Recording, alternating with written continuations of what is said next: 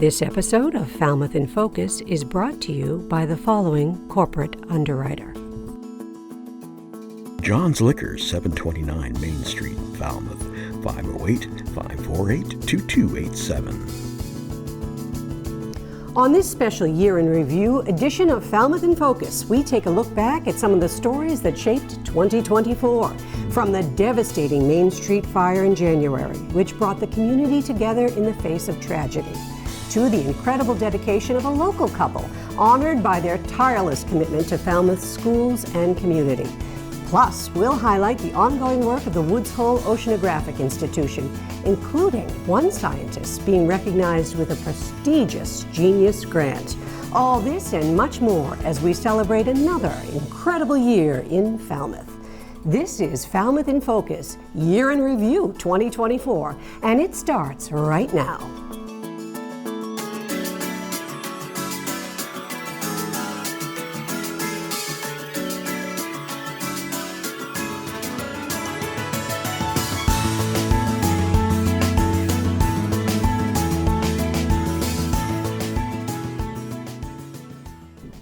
Hello and welcome to this special edition of Falmouth in Focus, our 2024 Year in Review. I'm Michael Kasparian. And I'm Eileen Preston. This week we're taking a look back at some of the stories that defined the year, highlighted the work of local organizations, and showcased the people who make Falmouth so special. We'll revisit some of the most impactful moments, from community milestones to inspiring events, and reflect on that work that continues to shape our town. The start of the year was a difficult time for many in Falmouth. In January, a devastating fire on Main Street left a scar on our town's beloved center and affected businesses and residents alike. You're right, and it was a moment that tested the resilience of our community, but it also brought out the best in Falmouth as neighbors came together to support one another in the aftermath of that tragedy. Yeah, great job by the fire department, too. Here's a look back at how this event unfolded and the strength that our community showed during this challenging time. In fire lingo, that's a situation where you have a very active fire load and it's affecting the building, and the fire is increasing, expanding, and we have concerns not only for our personnel to try and fight the fire and have enough resources on scene, but we're also worried about the adjoining buildings, what we call exposures. Both of our fires, I have to say that my hats are off to all the personnel that were on scene for their quick actions, their professionalism, their training. It all fell into place, and in particular the fire on New Year's Day, we were able to get in there in quick fashion and contain the fire to one side of the building. We were fully prepared to lose that entire building. It's always difficult to see something like this happen, but it's inspiring to witness the way Falmouth comes together in times of need. The rebuilding process may take time, but the spirit of our town remains strong. That's right, Michael. And events like this remind us just how important community is.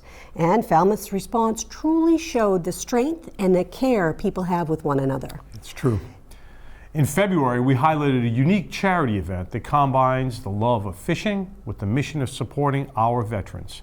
Fishing for a Mission is an inspiring effort that raises funds and awareness for programs benefiting those who have served our country. Let's take a look at how this event brought the community together to honor and support our veterans while enjoying one of Cape Cod's favorite pastimes. My name's Harold Skelton, the founder and president of Fishing for the Mission 22. The number 22 represents the 22 veterans we continue to lose to suicide every day in this nation. We use a therapeutic approach to recreational fishing. What it really is to us is bonding. A lot of veterans that we see, being a veteran myself, is we used to be on a team. And what we find is the veterans that come on our trips, that they're on that team again. They feel important. They feel like they're part of that team, and we're finding that they're connecting after our trips, which is important. This organization, it's about helping other people.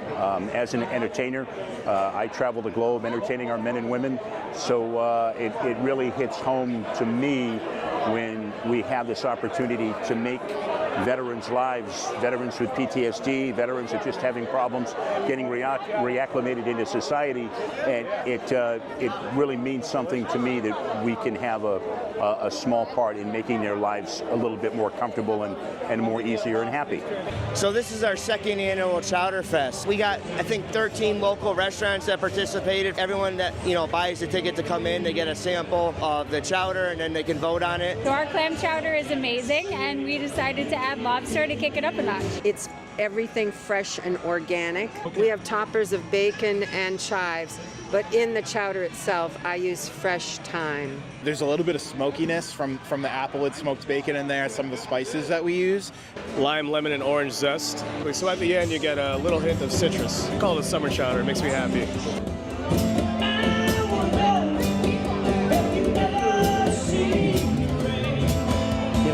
These kids see a lot of stuff that a lot of civilian life will never see. And sadly, what happens in the military, they all have a plan when you put your name on the dotted line and you serve. But when it comes time to go home, nobody's there guiding you to become the kid you were before you went in.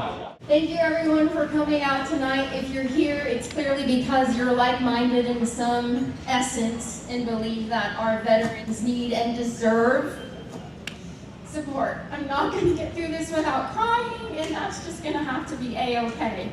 My name is Amanda Braga-Tipton. This is my mother, Marlene Braga. Both of us are born and raised in Falmouth. We're here tonight to honor her son, my brother, Sergeant Joshua Owen Tipton, who died by suicide the 5th of July, 2023.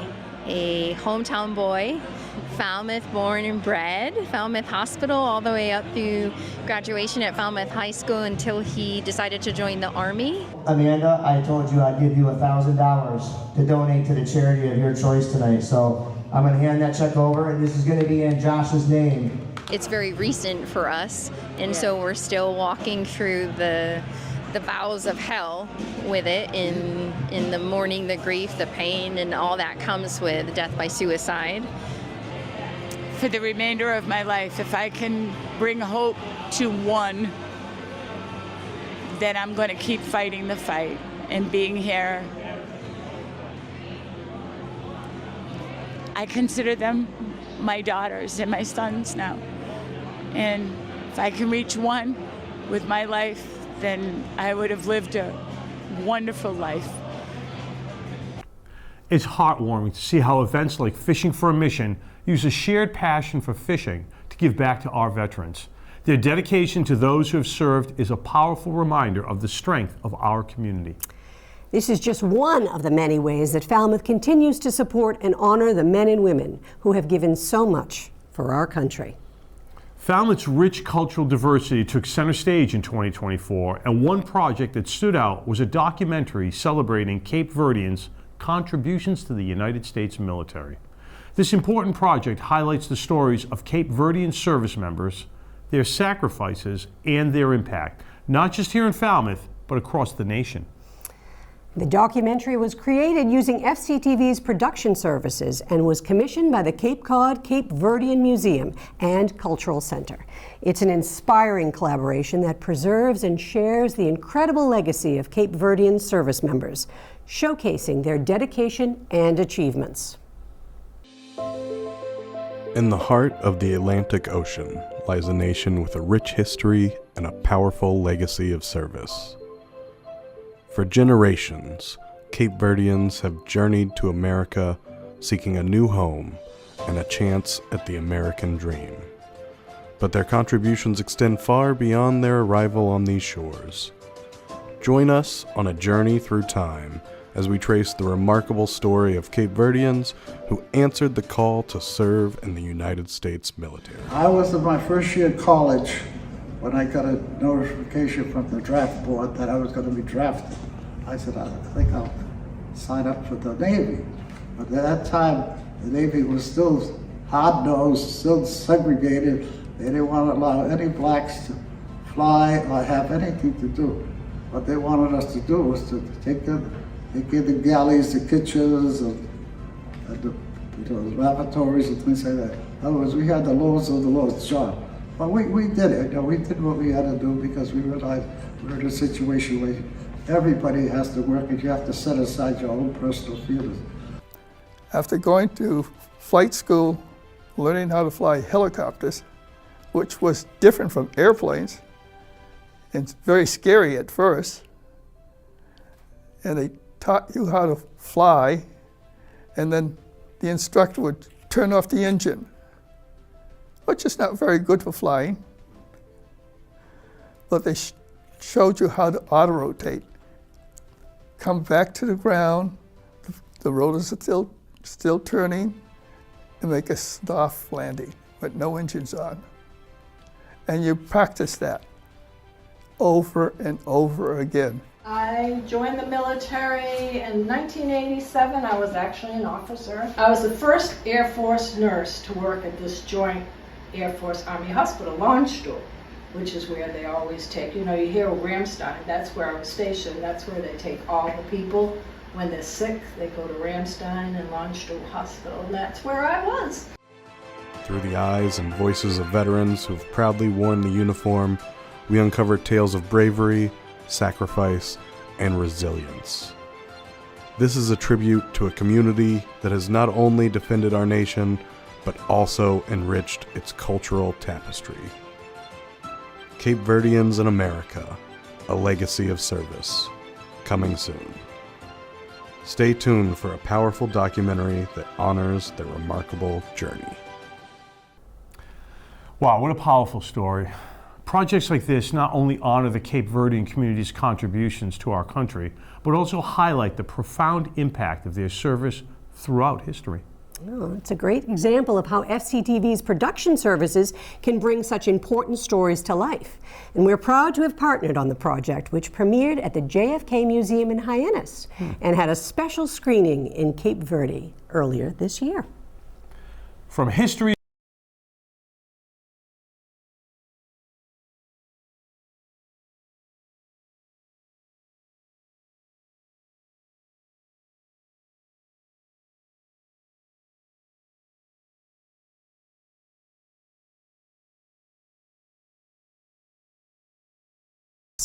However, due to technical challenges with the Boeing capsule, Sonny and the other astronauts remain aboard the ISS and are expected to return to Earth in February of 2025. Fingers crossed. Yeah. Here's a look at her inspiring story leading up to her brave mission. The Orion spacecraft that we were just talking about and built, we launched one, Artemis 1, with uncrewed, and did a lap around the moon just to show that we have our guidance, navigation, control systems, understand how to get back to the moon. The next one will have a crew on it. The next one, Artemis 2, will have a crew on it, and we'll do this orbit around to the South Pole, not land yet. But what we're doing there is, one, we want to figure out with this other lander that I mentioned before, and more landers to land on the moon, geology, understand what's there, what resources are there, because there is a moon race going on. It's us and China right now. One of the reasons we really wanted to get that spacecraft to the South Pole to prove that we can do it and we know how to do it. And then secondly, we want to build something on the moon that will be sustainable to give us a role model how we're going to go to Mars once we end up going there. It is an inspiring journey. It's amazing to see someone from our region reaching for the stars, literally and figuratively. Yeah. Sonny's commitment to her mission serves as a testament to perseverance and dedication in the face of challenges. Yeah, we're thinking of her. We're going to take a quick break, but when we return, we'll look back at how Falmouth honored those who made a difference in our community. Stay with us. A New Year's message from the Upper Cape Women's Coalition. We firmly believe that conflicts within our homes, our community, and our country can be resolved by listening to each other, learning from each other, and respecting each other. We greet the new year with renewed efforts to ensure that women's lives are safe, free of fear, intimidation, and violence in our homes, at work, and in our neighborhoods, no matter where we're from, whom we love, or how we identify. Women's bodies are respected. A healthcare system that takes our needs seriously, from research to treatment, to supporting women making decisions about when and if to start a family. Women's work is valued. We are paid and promoted equally, so we are able to retire with dignity. Women's families are supported. Policies allowing women to make responsible decisions between family and work. Women are represented from school boards to the White House, and all votes are protected and counted. We send you warm wishes to all for a safe and happy new year. Welcome back. One of the highlights of 2024 was the opening of the Gerald Flynn House by Belonging to Each Other. This project provides housing and support for members of our community who need it the most. Yeah. Here's a look at how this incredible organization is making a difference. It is with great pleasure that we from the Falmouth Housing Trust pass over the keys to you, Gina, from BTEO for the Flynn House, and we wish you all the best and congratulations with your new venture. Thank you so much. Yeah, thank you. Yeah. Thank you. The people we serve are our neighbors. They are people from Falmouth who have fallen on hard times. They're very vulnerable. So over time, we will transition it to one of our houses for temporary shelter for Falmouth people experiencing homelessness. Guys, it wouldn't happen, so thank you. Yeah. This is a really big deal for housing in Falmouth, and one of the biggest issues facing our community is a lack of affordable housing. It's hitting everyone. I think a lot of people don't realize how many people are homeless in Falmouth. There should be no one in our community that has to live in their car, in the woods, or has to couch surf. We're too good a community, too generous a community for this to happen. All this time later, we can finally celebrate. To have a house instead of renting all the time is a huge thing. So we won't be subject to the rises in rent, which we have been over the past few years. In the pandemic, they've gone up radically. So that has affected our budget. So to own a house is a really big step for us to have more control. This has been a wonderful project to work on, but we realized that it was time for someone like Belonging to Each Other to take up the stewardship of it. We're going to take this money, the proceeds of this sale, and leverage it on other projects in town. We'll probably double the number of affordable units that this place has in it with the money that we have. So it is a total win-win. So we have a tradition here at Belonging to Each Other that when one of our residents moves into permanent housing, we take a picture of them putting their key in their door for the very first time. So we want to do it too. This is our first home. Thank you. It's truly inspiring to see the work being done by Belonging to Each Other. Projects like the Gerald Flynn House remind us of the power of compassion and collaboration. Another major highlight of 2024 was the opening of the new Veterans Center in Falmouth. This space serves as a crucial resource for veterans, offering support, connection, and a place to call their own. This opening marked an important step forward in recognizing and addressing the needs of veterans in our community. Let's revisit this impactful moment. So I served in the U.S. Coast Guard for 23 years, and I retired here in Falmouth.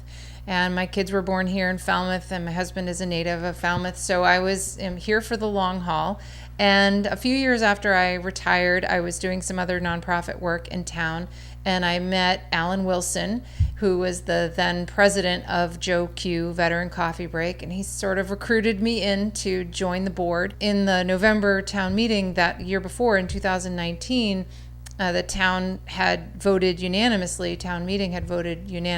to turn this 300 Dillingham Avenue facility into a veterans center, and that would be done by these nonprofit groups that could renovate it and do that. We sought donations of services and materials. We have contractors who donated their labor and talent and skill and materials to make renovations to almost the entire building. And we still have a ways to go. We still have some other pieces that we want to renovate. We have some other improvements to make, but we are ready to open on Memorial Day and be a space where, sort of a roof over our heads where our veteran community can really thrive, strengthen, and support each other, where veterans and their families can be connected to so many services and resources that are already available in town, and really make those connections and improve quality of life, we hope.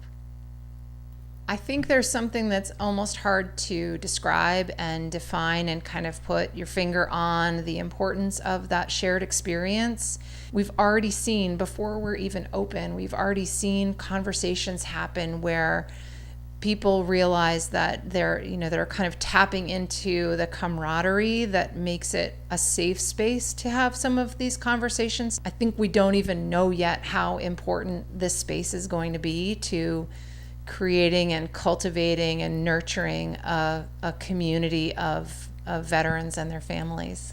One thing that we're really excited about is the idea that you will come for coffee, stay for conversation, and create community here in the Falmouth Community Veterans Center. It is heartwarming to see how this center is already making a difference in the lives of our veterans. We're grateful for their service and proud to see Falmouth taking steps to support them in return. Yeah, we got a great team working on that. We're going to take a quick break, but when we come back, we're going to talk about something very special. For 40 years, the Cape and Islands Veterans Outreach Center has been singularly dedicated to providing comprehensive, life-sustaining services for veterans and their families on Cape Cod and the islands.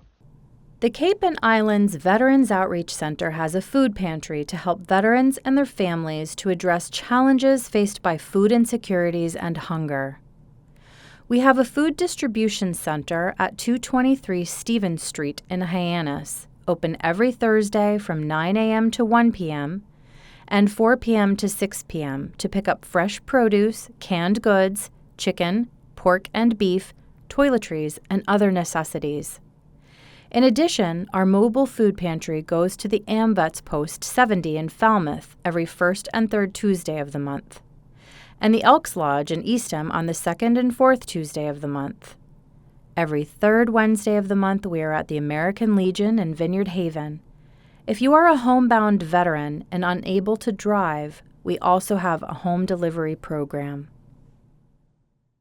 This year, Michael, you and your wife Daria were honored by the Falmouth Education Foundation for your incredible commitment to the Falmouth community. Congratulations. Thank you, Eileen. It really was a humbling experience for both of us. You know, we're both deeply passionate about supporting our community. It was an amazing place to raise our family. You know, our children are still here with us. And it's just an amazing place to live and work, and being honored by the FVF was a special moment for our entire family. Yeah, well, the recognition highlights not just your contribution to Falmouth in focus, but also Daria's dedication and the amazing impact you've both had on local schools and the community. Let's take a look back at that heartfelt recognition, shall we? Okay. All right.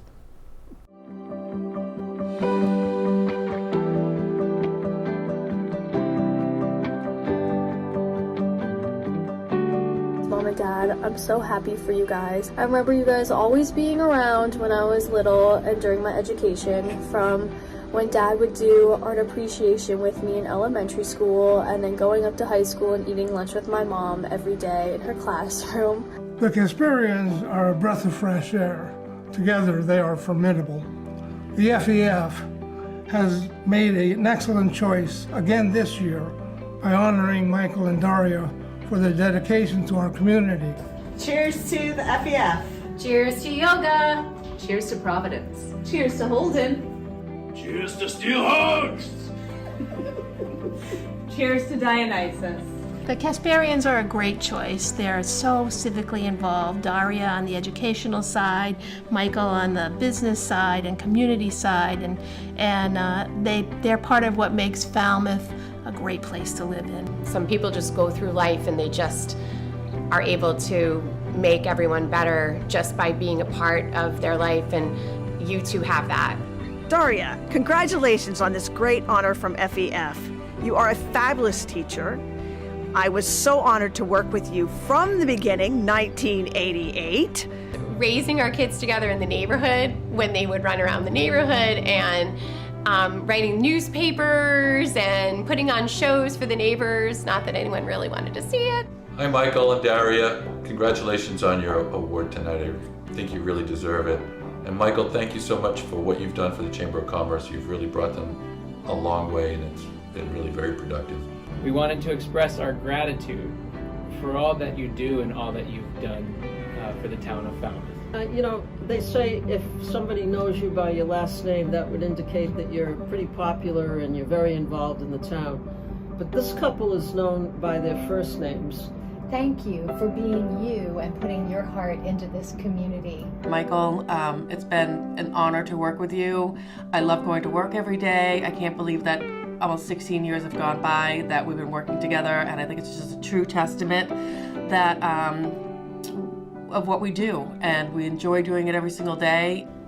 You've been an inspiration to me over the years, Daria, knowing you since I was a little child, and then watching you marry Michael and have your beautiful children, and being along the ride has been amazing. Michael and Daria, I've known them for a long time. They're some of the greatest people I've ever met. Everything they do for the community, everything that they've done for me. Mom and Dad, I am so proud of you for a million reasons, and one of those reasons is your dedication to education. Dad, you were always on our field trips and taught our art appreciation for us in elementary school, and always were helping Mom set up her classroom and whatever she needed with her students. Yes, you'll always be Ainsley to me, but first you were a teacher, you were my advisor, a confidant, and now a close, close friend. And to have a teacher go in all those different stages is very remarkable. Mom, I still get compliments from former students of yours, friends of mine, who always say that you made them an amazing writer and someone who loves to read. I think it also is really amazing how it takes a very special type of teacher to be able to teach the highest level students and also the students who are learning English as a second language. And you do both extremely well. Congratulations, Michael and Daria. I love you both, and I'm so, so happy for you. Congratulations. Congratulations, Daria, and Michael as well.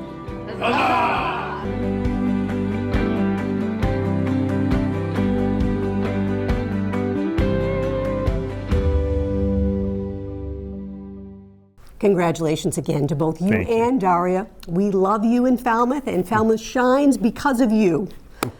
Thank you very much. Recognition well deserved. It means a lot to both of us to be able to give back to the community that has given so much to us. In July, we brought you an essential update on the long-awaited replacement of the Cape Cod Canal Bridges. This critical infrastructure project took a major step forward thanks to the hard work and dedication of our legislators, who fought tirelessly to secure federal funding.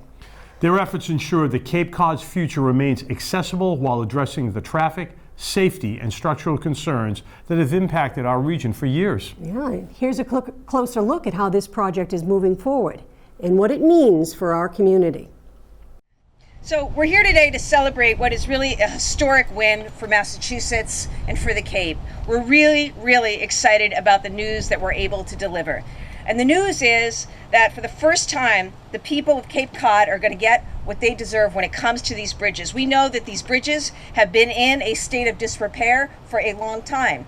And when we started in office 18 months ago, we made a promise that we were going to get after it and get busy and work with our federal delegation, work with our partners to secure funding to build new bridges. And today we're here to announce that just the other day, we won a nearly $1 billion grant, federal grant for the Cape Cod Bridges. This brings our total federal funding for these bridges to date, so far in the last 18 months, to $1.72 billion. So this is an historic day for the region, a celebration which is years in the making. It is Christmas in July on Cape Cod as we deliver $1 billion to the Sagamore Bridge and the Cape Cod community. Who wants to be a billionaire? Sagamore Bridge. That is what we are celebrating here today. Just year in and year out, just trying to maintain the bridges as they were. And we all lived through that. All the time we wanted to see the day when the right decision was made, not to just put Band-Aids on crumbling bridges, but to have brand new replacement bridges. That day is today. This is a funding home run. and I am thrilled to be here to celebrate with everyone and thrilled to renew this partnership, to know that we are all going to stay in it until we get these bridges built. Going to do it. Thank you. Today we're celebrating fully funding the Sagamore Bridge. We've got $1 billion from the federal government. That means that in the next decade we will have a fully new Sagamore Bridge. It's going to be built inside the existing Sagamore Bridge, and we've already done a lot of the permitting and design, so we can get shovels in the ground pretty soon, sometime in the next 2 years. And then we're going to have a new bridge, and while that's being built, we got to pivot immediately to focus on the Bourne Bridge to make sure we get the funding there and have a brand new Bourne Bridge for the people of the Upper Cape. You know, it's incredible to see the progress being made and to know how hard our leaders are working to make this happen. Oh, yeah. The investment will benefit Cape Cod for generations to come. Yeah, they had to fight for those dollars and they got them. The replacement of the Cape Cod Canal bridges is a vital step in securing safe and efficient travel to and from the Cape while preserving infrastructure, and commerce needs to be protected. Absolutely. I don't need to tell you that. Yes. So residents and visitors, we're waiting on that project. Yes. And we're going to take a quick break now, but we'll be right back. Hello, I'm Michael Kasparian, President of the Falmouth Chamber of Commerce. And I'm Betsy West. Not only am I a director for the Falmouth Chamber, but I'm also a longtime member. The Falmouth Chamber of Commerce prides itself as being the community connection. Our goal is to enable collaboration between businesses, government, nonprofit organizations, our schools, public safety, healthcare, and the scientific institutions for the benefit of the entire Falmouth community. What's good for the community is good for business. And that's why we are committed to connecting people for the purpose of preserving all that is good in Falmouth, while exploring creative solutions for our combined challenges. When you join the Falmouth Chamber of Commerce, you become more deeply connected to the entire Falmouth community. That makes good sense for you, our town, and our citizens. Give us a call, or better still, stop by anytime so we can show you the many benefits of membership. The Falmouth Chamber of Commerce, your community connection. The Cape Cod Baseball League is always a summer highlight, and this year Falmouth had the honor of hosting the All-Star Game for the first time in over 20 years. It was an exciting event that brought fans and players together to celebrate the best of Cape Cod baseball. Let's take a look back at the big game. Well, the Cape Cod Baseball League All-Star Game is finally here, and this time it's the Falmouth edition as the game takes place on Fuller Field as we speak. My name is Aman Mahdi. I'll join alongside Malcolm Soap reporting for FCTV. Welcome. I mean, Malcolm, we got a beautiful day here, right? The sun's out, the fans are out, the food trucks are out, everything's out here today. And there's going to be a lot of fans here. I think we got 1,000 to 2,000 attendance today. They're going to be watching all of these players from the Cape Cod Baseball League East and West Division compete in an epic battle between the West and the East. It pretty much happens every year. Last year, the West took it, and then the year before that, the East took it. So it's going to be a toss-up, but should be an exciting game. But I think the players care more about showing off their skills to the fans, and some Major League Baseball scouts might be in attendance today. So we'll be able to look out for those. We'll try and get some interviews with different players and different stuff. But Malcolm, it seems like it's more than just the game, right? There's so much more other stuff going on. Well, in addition to this A1 talent that we get to see here in Falmouth, we got some food trucks over there. We got we're going to do an autograph signing. There's going to be a home run derby. So lots of festivities for all the kids, and it's really a full day activity for all these fans. I work for the Falmouth Commodores. I'm an admin and event management intern. Nice. And what's different about today? What's different about today's event? I think it's really special just because we bring a lot of different players and fans from teams, and so it's just kind of really special. And it's at the Gov, so it's just even more special for a Falmouth fan. Are you excited to see anything in particular today? I'm really excited to watch the home run derby. I think that'll be really fun.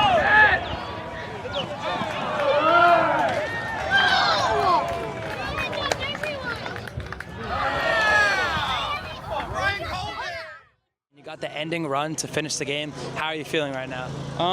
Just excited. You know, we had a blast out there. Get to play the All-Star game here in Falmouth and then score the winning run. It's pretty fun. but Willets might need to score some more game winners to send the Commodores into the playoffs. You know, we didn't really put ourselves in the best position going into the last week, but I feel like if there's a group of guys that's going to pull together and win a bunch of games to get in the playoffs, it's us. So I feel like we're excited for the challenge. Willets and the West defeat the East for the second straight year, this time in walk-off fashion. Malcolm, back to you. All right, thank you for that recap, Amon. We're standing here on Fuller Field. All the fans that stayed around for the end, which wasn't all of them, are slowly heading towards the exits now. It was a great game, fantastic finish, as you just saw, and the event was lovely in general. Great food, smelled great. Unfortunately, didn't get to try any, but home run derby was awesome. Bunch of kids running around, competing for the home runs, taking those souvenirs home, and what'd you have to...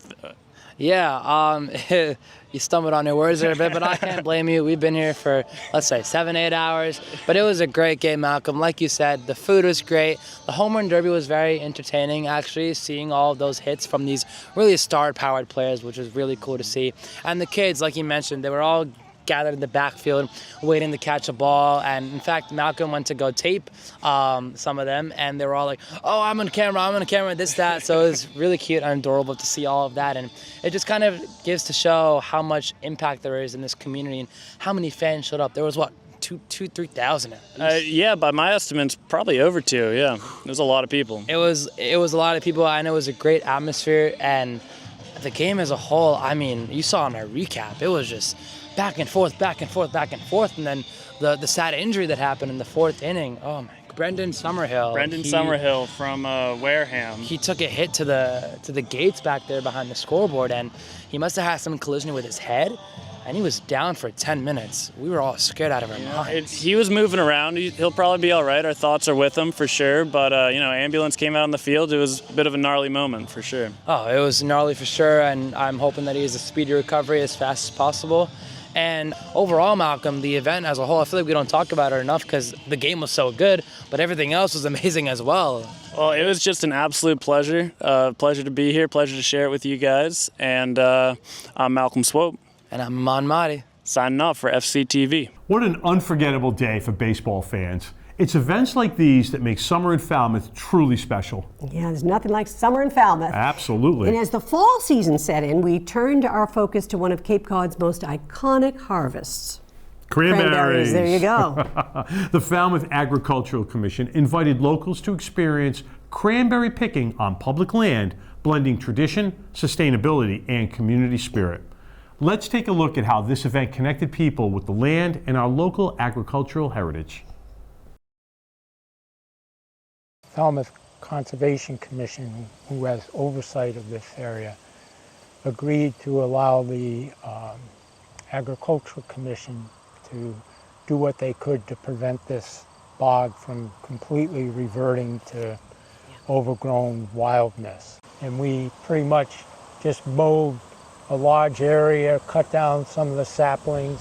Okay. So this bog is not connected to a water source any longer, so we are completely at the mercy of nature. Of the weather. Of the weather. Yeah. If we get a late frost during bloom, we're out of luck. That's it, and that's what happened last year. Is we had that late cold snap, and so there were hardly any berries, and I mean hardly any.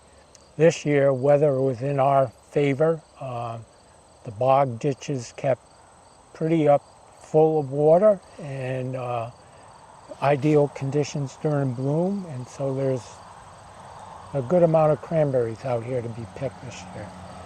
And all these little clumps of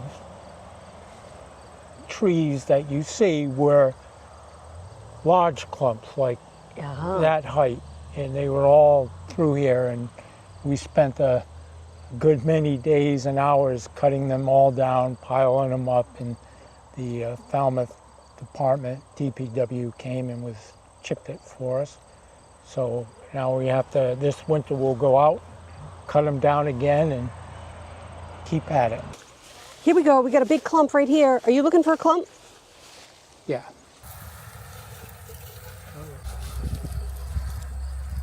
And they come off quite easily, eh? They do. They come right off. and then you can pick out the bad ones and just keep your good ones. Gotcha. And then what will you do with these cranberries? Are you going to make cranberry bread? Probably not. That's a little too in-depth for me.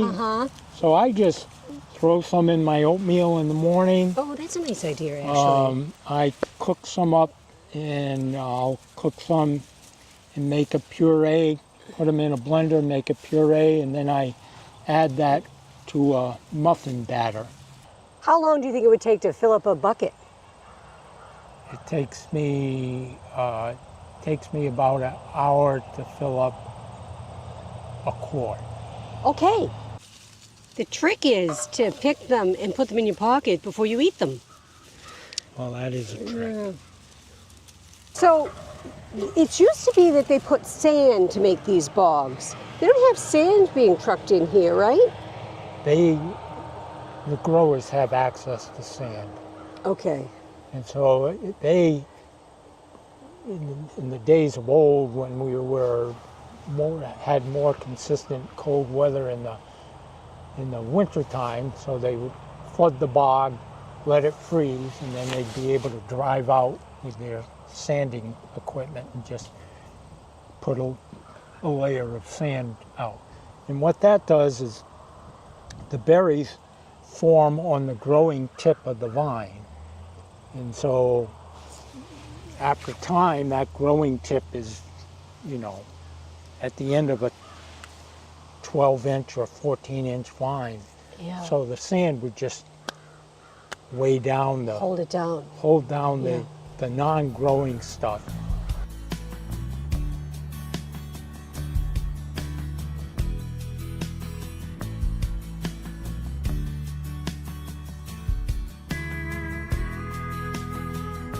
Thank you so much. You're so informative. We could spend hours on this, but thank you. Appreciate you and all the work the Agricultural Commission does as well. Well, they have been. I'd like to put a plug in for my agricultural people, and Karen Schwabe, Amy Vickers, Jane Voth, Warren Collins, Jack and Matt Churchill, Jack Simmons. Absolutely. All make it come together. In a full group, or are you looking for any more members right now? We are not. We are a full group, but Great. we will be having some members that have reached their term limit and their 3-term.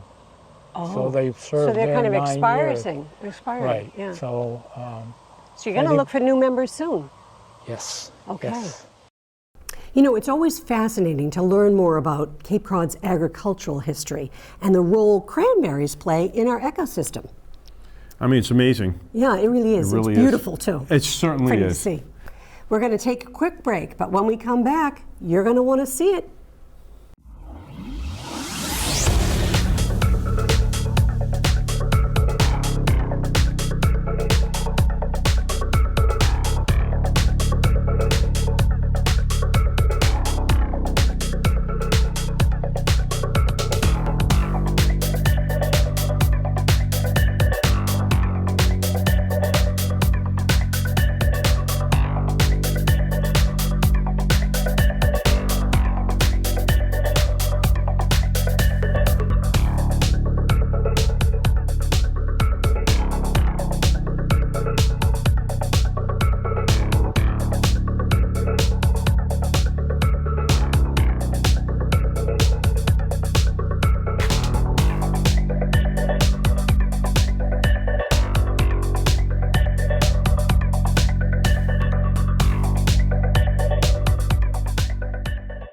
We all like to think we're pretty smart, but earlier this year, one local scientist was recognized as a genius. Dr. Van Mooy from Woods Hole Oceanographic Institution received the prestigious MacArthur Genius Grant for his groundbreaking work. Dr. Van Mooy's research focuses on the critical role that microbial organisms like plankton play in maintaining the health of our marine environments. His research explores how tiny plankton in the ocean play a big role in keeping marine environments healthy, helping to regulate the climate, support ocean food chains, and even store carbon that affects our atmosphere. Wow. It's a fascinating reminder that even the tiniest organisms in the ocean have an enormous impact on the health of our planet. Let's revisit this incredible achievement. The ocean is an incredibly complex place, but it's dictated by all these tiny processes that happen at extremely small scales. Our research is able to build bridges between these really tiny molecular scales all the way up to understanding the ocean as a whole and its role in the climate system. I am Benjamin Van Moy, and I'm an oceanographer. Plankton are microscopic organisms that live in seawater. Plankton form the very basis of the food web and feed all of the ocean. We look at the molecules that are inside these plankton called lipids. And lipids are fat molecules. These fats are a really important source of energy and nutrients for organisms in the ocean. What we're finding is that as the ocean warms, plankton may be making fewer and fewer of those healthy, unsaturated lipids. One cell may have 1 billion molecules in it. These molecules have an impact on how we understand the fate of that carbon in the upper ocean and in the food web. Phytoplankton play a really critical role in the carbon cycle, and that's because they conduct photosynthesis. When phytoplankton take up that carbon dioxide, it creates a draw on carbon dioxide from the atmosphere, and some of those phytoplankton may die and sink into the deep sea. And that's what we call the process of natural carbon sequestration. The movement of carbon from CO2 in the atmosphere through the surface ocean and then down into the deep sea. So one of the central questions that oceanographers are working on right now is understanding how much carbon dioxide the oceans can take up. Carbon dioxide is increasing in the atmosphere due to human activity. And it turns out that about 1/4 of all the carbon dioxide that would have been released by human activities has actually been soaked up by the ocean. And plankton are playing a huge role in that. Ultimately, that's where I view our work as really feeding into a broader understanding of the role of the ocean in the climate system. Congratulations again to Dr. Van Mooy on this well-deserved recognition. His work not only deepens our understanding of marine ecosystems, but also highlights the important role science plays in addressing global environmental challenges. Wow. Earlier this year, we honored the incredible life and legacy of Kevin Kerr Lynch, a man whose dedication to Falmouth and its community was truly unmatched. Kevin wore many hats throughout his life: a decorated aviator, a tireless community volunteer, and a beloved family man. Whether flying rescue missions in Vietnam, advocating for public access television, or helping transform unused railways into bike paths, Kevin's contributions to Falmouth were indeed profound. And a rich life. Kevin played a pivotal role in founding Falmouth Community Television, producing hundreds of programs and capturing the heart of Falmouth through his work behind the camera. He was known for his natural ability to connect with people, telling their stories with genuine curiosity and care. His volunteerism stretched far beyond television, from his work from the Falmouth Bike Committee to over 34 years as a town meeting member. His passion for Falmouth was evident in every project he undertook, and his dedication continues to inspire those who knew him. Truly, he will be missed, and his legacy lives on in the community he loved so dearly. And earlier this year, the town honored his memory with the dedication of the Kevin Lynch Connector, a fitting tribute to someone who spent his life connecting people, places, and ideas. Let's take a closer look at this very touching dedication. Kevin was a helicopter pilot.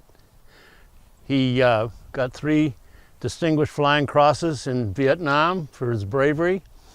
He flew Hueys in Vietnam, and then flew Black Hawk helicopters here at Otis for many years in the Air National Guard. He did a lot in Falmouth, but the reason why we're right here, and this is an appropriate location, in that I think Kevin's legacy in a physical sense from the bikeways is that he was the man who pushed through the initial extension of the bike path from Locust Street down to what we call Locust Street and most people call Woods Hole Road, up to Skating Lane, which is just where the Steamship Authority parking lot is. And then the next phase was up to Carlson Lane. But Kevin was really the person that made that happen. And so he made a major contribution. This is really terrific because the bike path is terrific. But we had a little bit of a problem that Kevin helped solve. Somebody who thought he knew how to build a bike path, got the low bid, was hired. And about 2 or 3 weeks into when he started to extend the bike path, he left and claimed bankruptcy. So this is when Kevin worked through something and got the town to pick up the parts and put the extension, keep it moving. His legacy is in many places around town. The bike path is just one of them, but FCTV could not have functioned without him. And there were times when I was doing something else at FCTV, I was being interviewed for something, and Kevin was the guy behind the camera filming me. So he was just one of those people who stepped in whenever there was a need, and I'm really honored that I got to call him a friend. Kevin was such a humble person. I had nominated him for numerous awards. One was through an organization that I'm part of, the Alliance for Community Media. And I remember Kevin just, not believing that he, deserved it when he so deserved it. He so deserves this and so much more for everything he's done. Being a part of FCTV, being part of the Bikeways Committee, being on the Cable Advisory Committee. And he never really asked for any accolades. He'd probably be standing here crying, Betty, as you know. He was a very emotional person who had a really big heart. Kevin was insatiably curious and an adventurer at heart. The bicycle was a perfect vehicle for his energies, as was a 13,000-pound Black Hawk helicopter.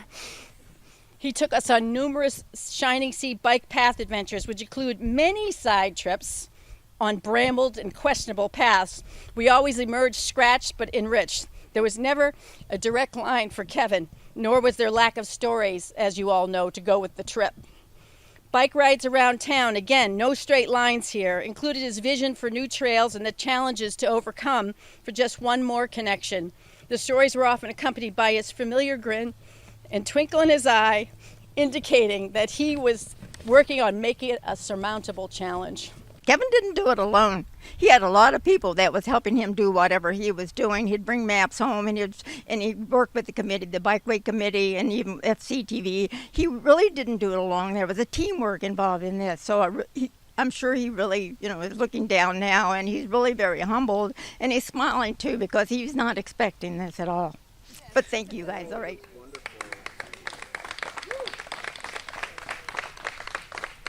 Want to read what it says? Beautiful. The Kevin Lynch Pathway in memory of Kevin Lynch, whose persistence, advocacy led the extension of the bike path to Carlson Lane. Friends of Falmouth Bikeways 2024.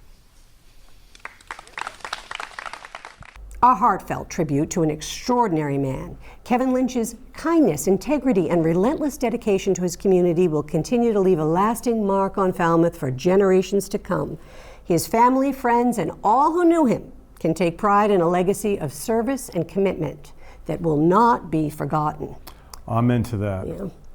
The holiday season often reminds us of the importance of giving back, and one local event provides a unique way just to do that. The Alternative Gift Market is an annual event where community members can make donations in someone's honor to local, national, and international organizations working to improve lives and protect our planet. From combating poverty and injustice to addressing climate change, these nonprofits tackle challenges both close to home and around the world. This year, the market featured 9 local nonprofits as well as national and global charities working to create meaningful change. It's a wonderful opportunity to give gifts with purpose. Let's take a closer look at this year's Alternative Gift Market.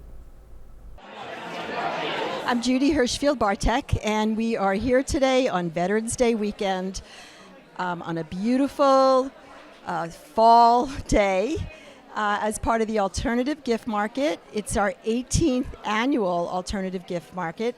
This is a collaborative between interfaith congregations in Falmouth, Massachusetts.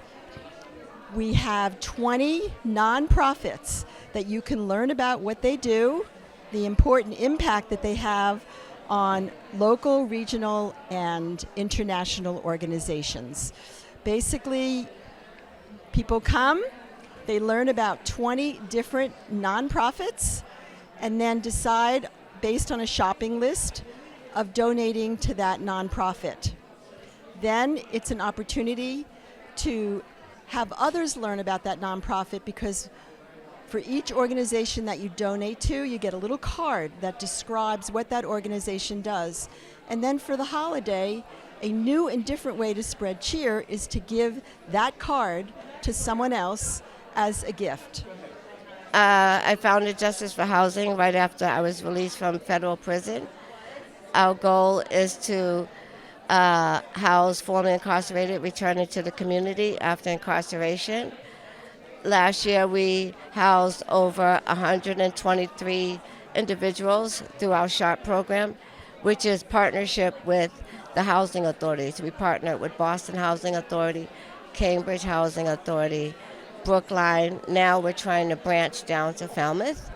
What happens when families go to prison? A lot of children go to foster care, so we mainly focus on families who have children in foster care. We reunited 67 mothers with their children. Hi, my name is Susan Hutz, and I'm with the Companion Animal Program, which is known as CAP. We're a therapy dog program here on the Cape, and the owners and their pet dogs go to training with us, extensive training, to become a therapy dog team, and we visit all across the Cape. We have 84 teams at the present time. We have 100 members, and 84 of them have dogs and are visiting. The others are supportive in many ways. We visit about 37 care facilities across the Cape, some of them once a month, some of them twice a month.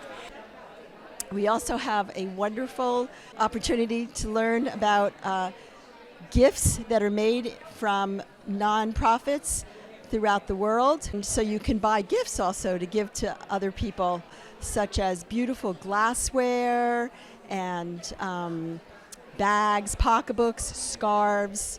So you can walk away with something in addition to donating to organizations, and do something that's not just good for the organization, but also an opportunity to give something meaningful to another person.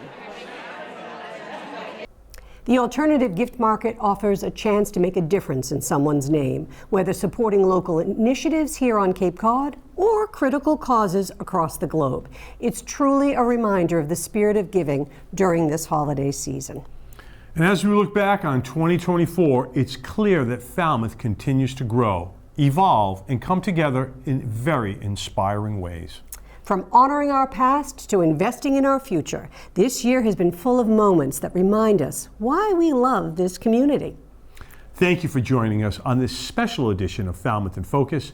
We look forward to continuing to share your stories in 2025. Yeah, we'll leave you now with some sights and sounds of the Falmouth Christmas Parade. Aha. From all of us at FCTV, happy holidays and a wonderful new year.